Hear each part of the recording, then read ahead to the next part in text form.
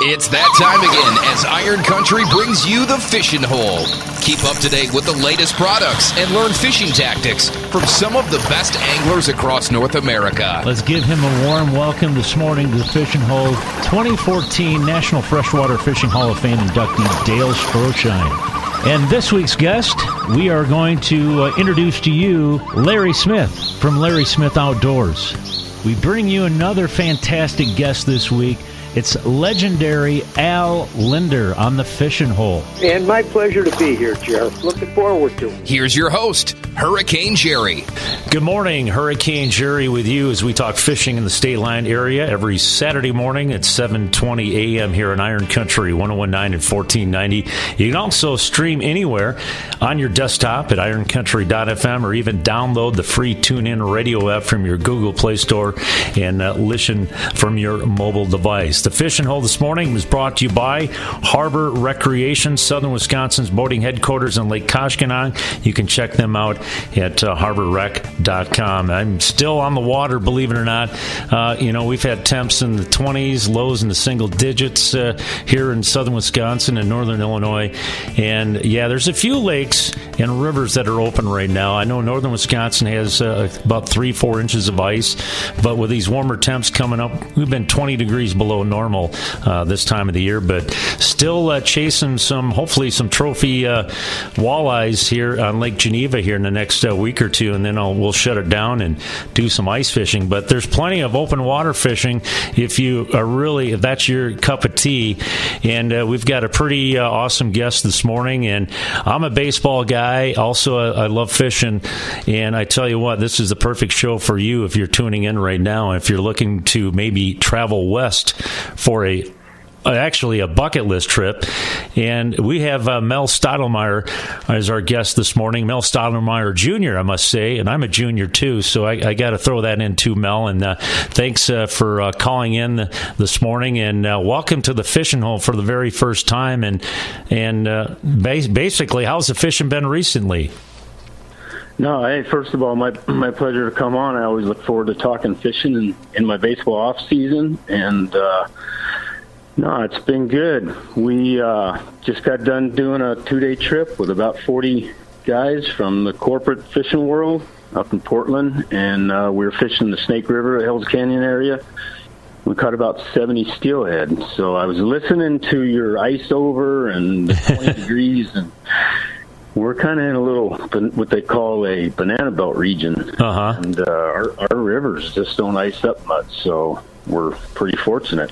That's awesome. So if you don't like the ice fishing thing, go west, where the fishing's the best. Yeah, but it can get cold. Our reservoirs and lakes, obviously, they'll freeze over, but the river systems throughout the Northwest, they pretty much stay ice-free all winter. That's awesome.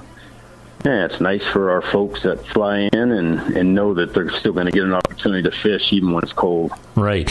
Let's go back now a few years. I mean, for our listeners, your dad was a 20-game winner for the Yankees, and not only that, him and Joe Torre and the rest of the Yankees of the 90s, those guys teamed up and won some dynasties in the 90s. Now, you're also a big leaguer yourself and current Miami Marlins pitching coach, and your brother Todd had a pretty good career too. And how did this Stottlemyre fishing thing, how did this get all started?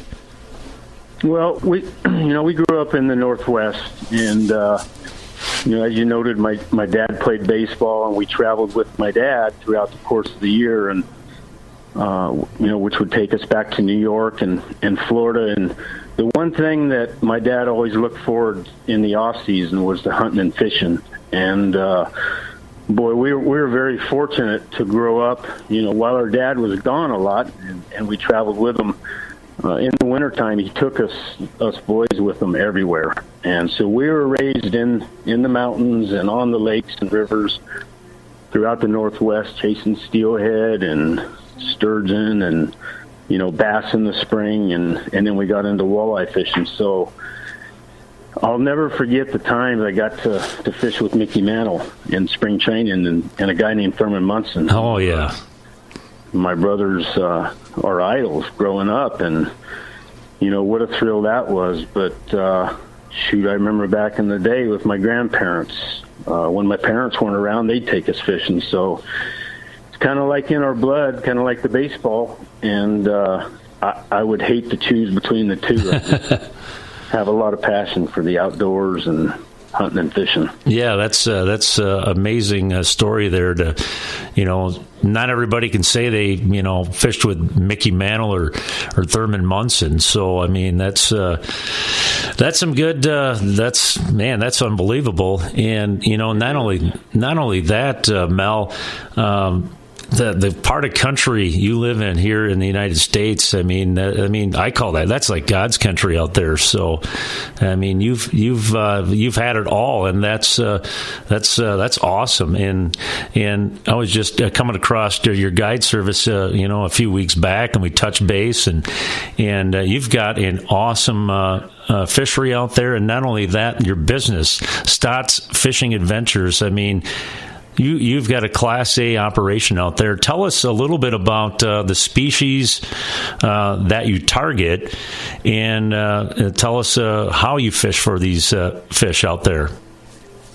Well, the Northwest has such a diverse, system of rivers and lakes that really promotes year-round fishing. And I got into the guiding business about 20 years ago. Worked for a fishing outfitter, and I did it in the off season, my baseball off season. My dad talked me into it, and I really was reluctant to get into it at first because I felt like it would take away from my fishing, something that I'd done throughout every off season, probably every day.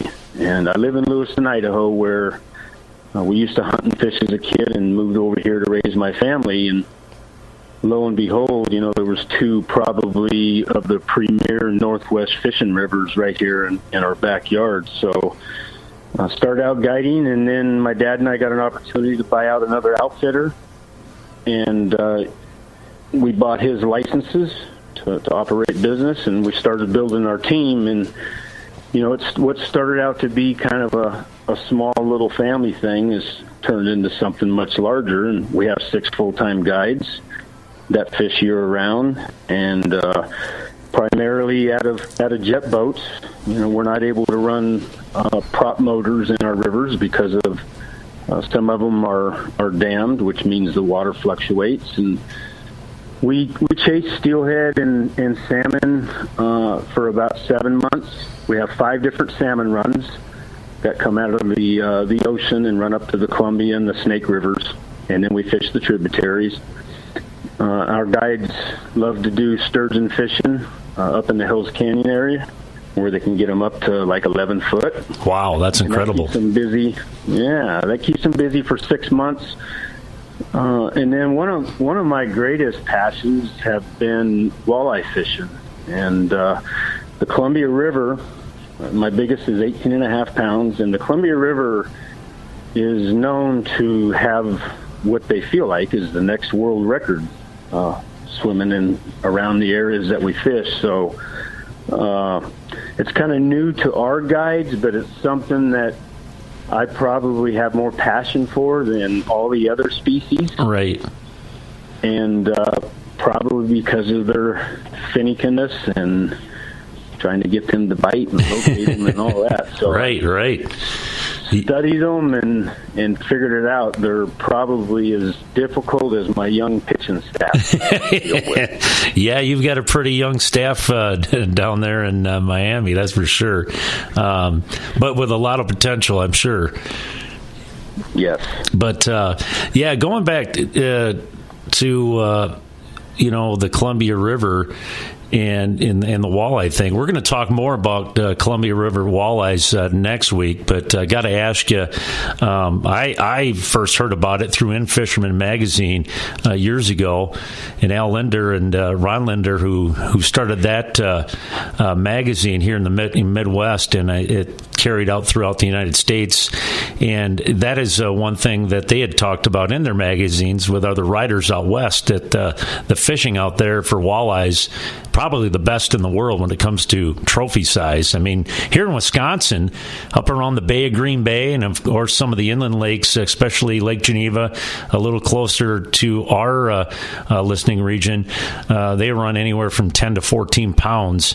But out there, when you're talking 18 pounds, like you said, that blows a state record away in the state of Wisconsin. I know that.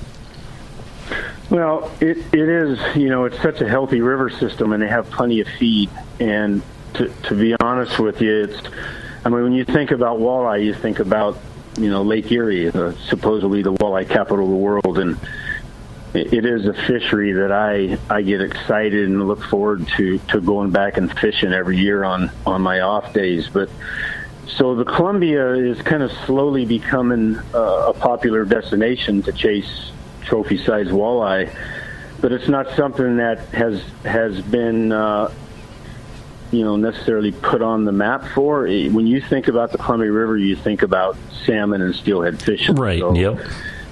People are starting to get more educated. We're getting more and more people come from all over the world to fish with us and make their family trip every year out here to fish the Columbia and chase walleye. But they don't. I would say that they don't.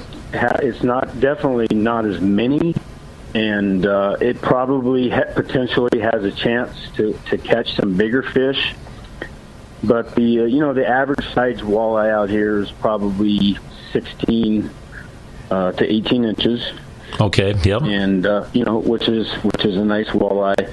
And the Columbia River is 400 miles long. It's such a tricky, finicky fishery that you really have to know what you're doing, because as about 90% of the water you're not going to find walleye in.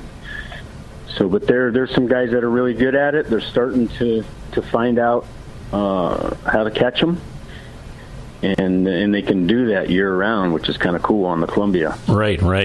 Yeah, that's going back to steelhead and salmon. It's amazing when you think about it.